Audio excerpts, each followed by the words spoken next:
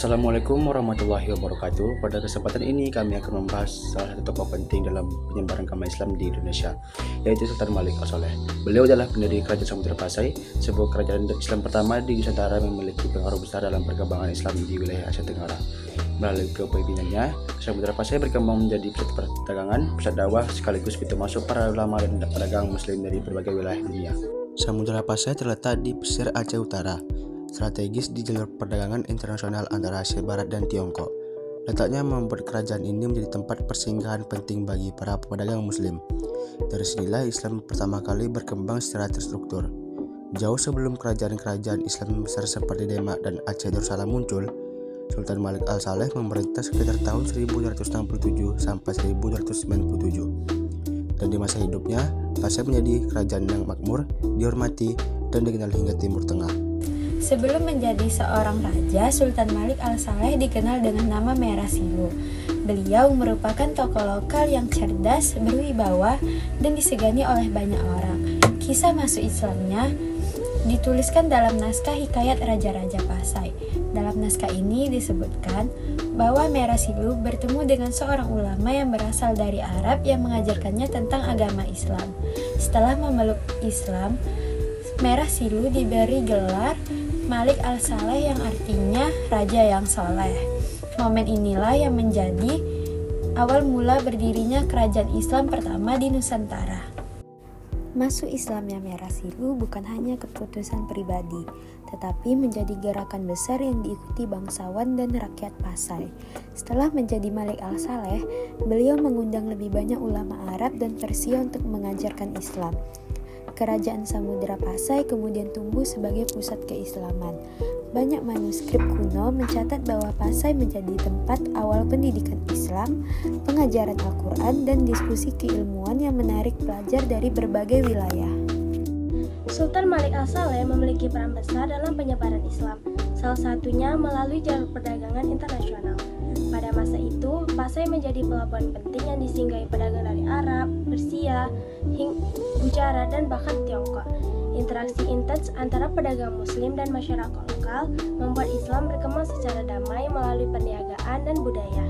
Selain perdagangan, Sultan Malik Al-Saleh juga membangun sistem pemerintahan berbasis Islam, aturan perdagangan, hukum perdata, hingga kebijakan sosial mengadopsi nilai-nilai syariat. Dalam catatan Marco Polo, seorang penjelajah dari Eropa yang singgah di Pasai pada tahun 1292, disebutkan bahwa masyarakat Pasai adalah penganut Islam yang taat.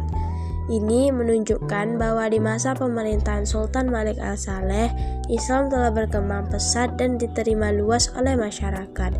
Selain itu, dari Pasai pula para ulama mulai dikirim ke daerah-daerah lain seperti Minangkabau, Malaka, hingga pesisir utara Jawa untuk berdakwah.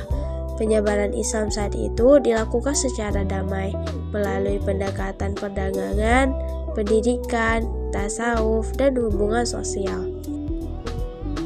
Warisan Sultan Malik Al-Saleh tidak hanya berupa pengaruh dalam penyebaran Islam, tetapi juga peninggalan sejarah yang masih bisa kita lihat hingga sekarang. Salah satunya yang paling terkenal adalah makam Sultan Malik Al-Saleh yang berada di Gedong Aceh Utara. Pada batu nisannya tertulis kalimat Arab yang menunjukkan identitas dan gelarnya sebagai Raja Pasai.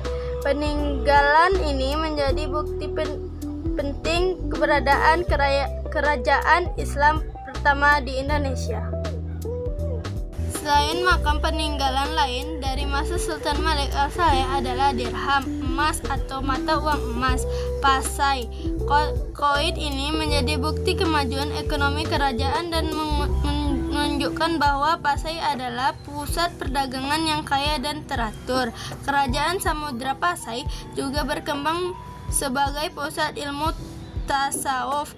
Banyak ulama sufi datang dan mengajar di Pasai, sehingga menjadikan wilayah ini sebagai pusat spiritual Islam warisan Samudra Pasai. Kemudian menjadi dasar bagi perkembangan kerajaan kerajaan-kerajaan Islam besar setelahnya, seperti Aceh, Darussalam, Malaka, hingga kerajaan-kerajaan Islam di Jawa. Tanpa peran Sultan Malik Al-Saleh, Islam mungkin tidak berkembang secepat dan sedalam itu di Nusantara.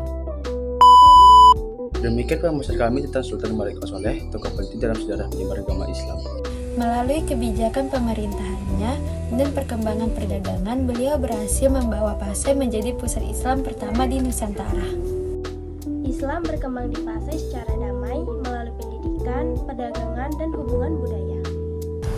Warisan Sultan Malik Al-Saleh masih terasa hingga saat ini menjadi bagian penting dari sejarah bangsa kita.